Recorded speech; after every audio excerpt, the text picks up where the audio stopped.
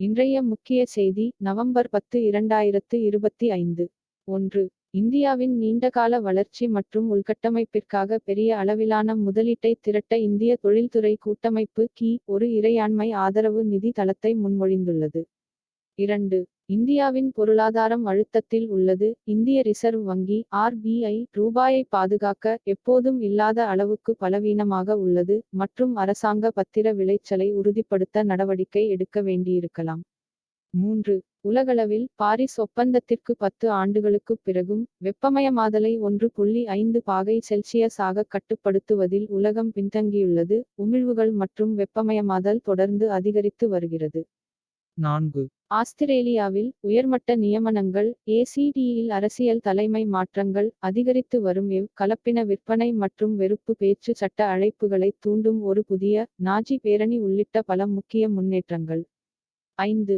Blue origin Jeff பெசோஸின் விண்வெளி நிறுவனம் வானிலை கவலைகள் காரணமாக அதன் நியூ கிளென் ராக்கெட் ஏவுதலை ஒத்திவைத்தது. 6. டொனால்ட் டிரம்ப் அமெரிக்கர்களுக்கு $2000 ஈவுத்தொகை அறிவித்தார். வரி வருவாய்களை மேற்கோள் காட்டுகிறார், அதே நேரத்தில் வரிகளை எதிர்ப்பவர்களை முட்டாள்கள் என்று அழைக்கிறார். 7.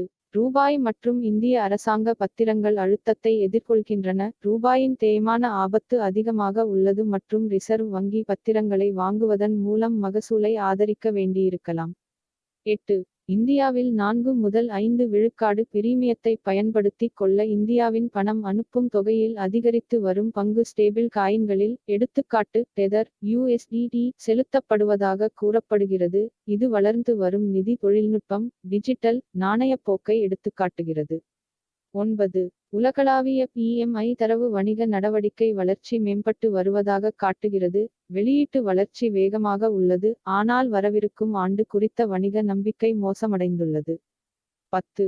பொருட்கள் மற்றும் சேவைகளின் சுதந்திரமான ஓட்டத்தை அனுமதிக்கவும் உற்பத்தி, ஏற்றுமதிகளை அதிகரிக்கவும் அதன் சிறப்பு பொருளாதார மண்டலங்கள் செஸ்கள் மற்றும் உள்நாட்டு சந்தைக்கு இடையிலான கட்டுப்பாடுகளை தளர்த்துவது குறித்து இந்தியா பரிசீலித்து வருகிறது.